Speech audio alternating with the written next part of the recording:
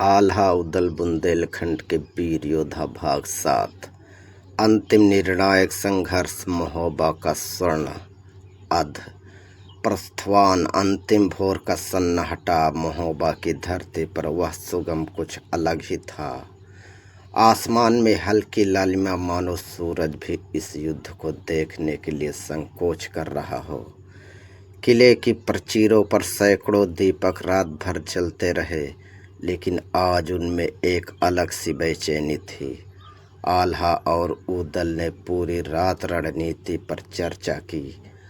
मलखान के बलिदान का दर्द उनके दिल में जलता हुआ शोला बन चुका था। आल्हा ने धीमे स्वरों में कहा, आज का दिन सिर्फ महोबा का नहीं, हमारे वजूद का इम्तिहान है। उदल ने अपनी तलवार की मुट्ठी पर हाथ रखते हुए उत्तर दिया, भैया, अगर आज मिट्टी मांगेगी तो हम आपने प्राण चढ़ा देंगे। सूरज की पहली किरण के साथ ही रणभूमि गूंज उठी। ढोल नगाड़ों की आवाज़ रणभेरी में तीखी ध्वनि और सैनिकों के नारों ने आकाश को चीर दिया। दूसरी ओर पृथ्वीराज चौहान ने आज अपनी पूरी शक्ति झोंक दी थी।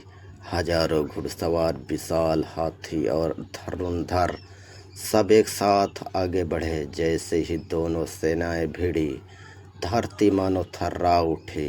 तलवारों की चमक, भालों की टंकार और ढालों की टक्कर से रणभूमि में अग्नि सी चमक उठी। आल्हा एक तूफान की तरह पृथ्वीराज की सेना में घुसे। उनका हर वार दुश्मन को चीरता हुआ आगे बढ़ता। उदल अपनी गदा से ऐसा प्रहार कर रहे थे कि दुश्मन के घोड़े और हाथी तक भयभीत हो पीछे हटने लगे थे।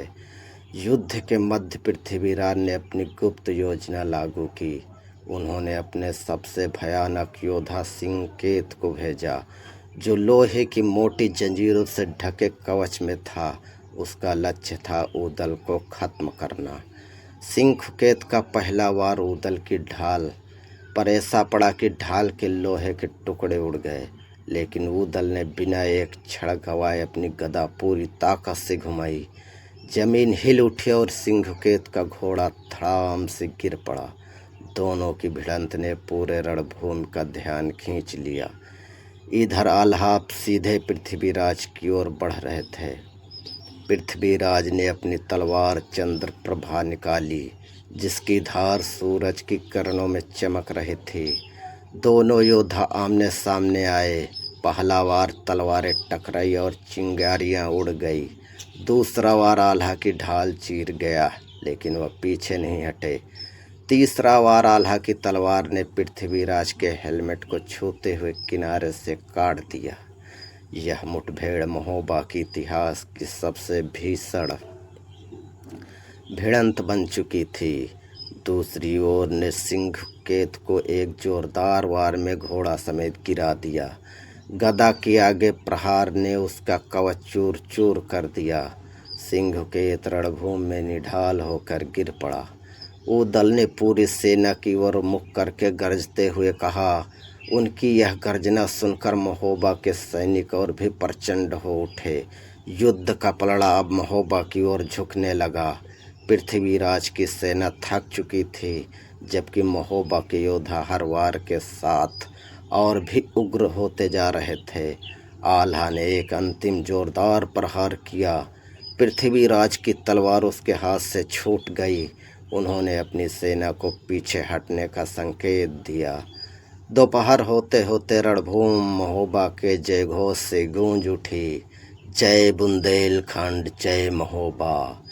किले की प्राचीरों से महोबा की जनता अपने वीरों पर फूल बरसाने लगी।